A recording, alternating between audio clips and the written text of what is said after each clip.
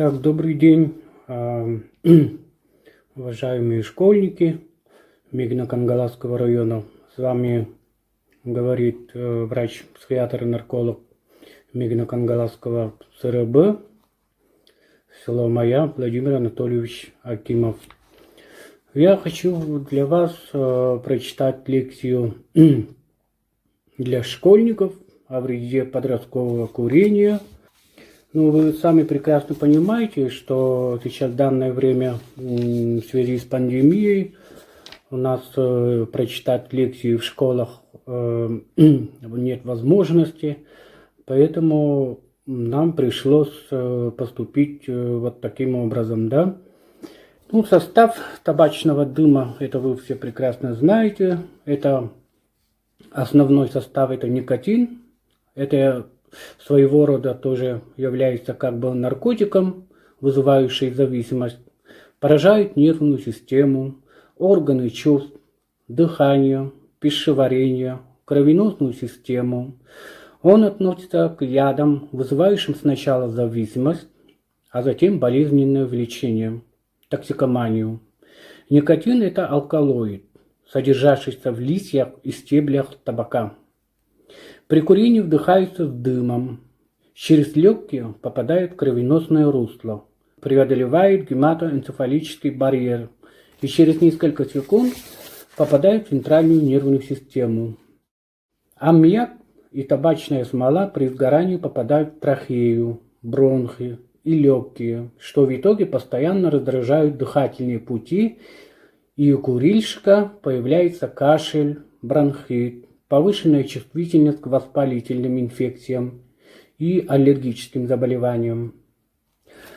Также окись углерода – это угарный газ, вызывает нарушение процесса дыхания и болезни сердца. Угарный газ табачного дыма и выхлопных газов автомашины – это одно и то же вещество.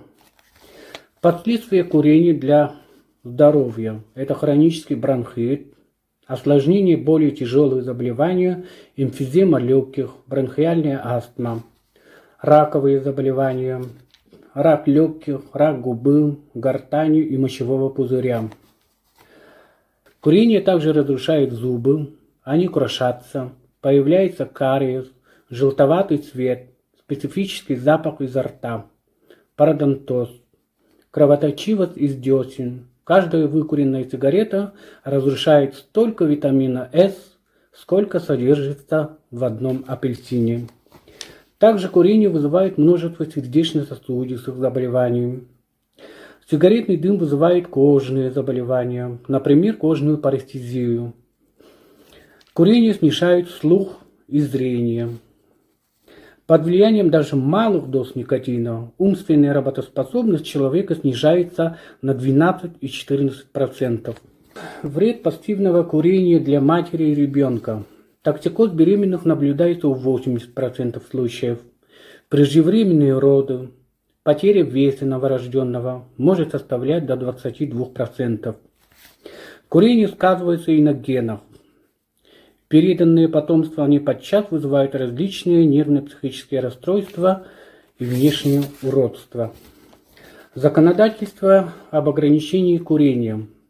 Россия 1 января 2002 года вступил в действие об ограничении курения табака. В целях снижения вредного воздействия табачного дыма запрещается курение на рабочих местах, в городском, пригородном, междугородном и воздушном транспорте, в закрытых спортивных сооружениях, организациях, здравоохранения, образовательных и культурных организациях, помещениях, занимаемых органами государственной власти.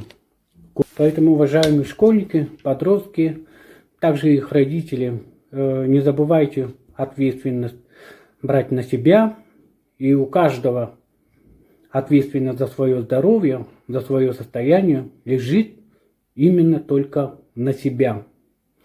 Поэтому будьте здоровы, не курите. На этом у меня все. Всего вам доброго.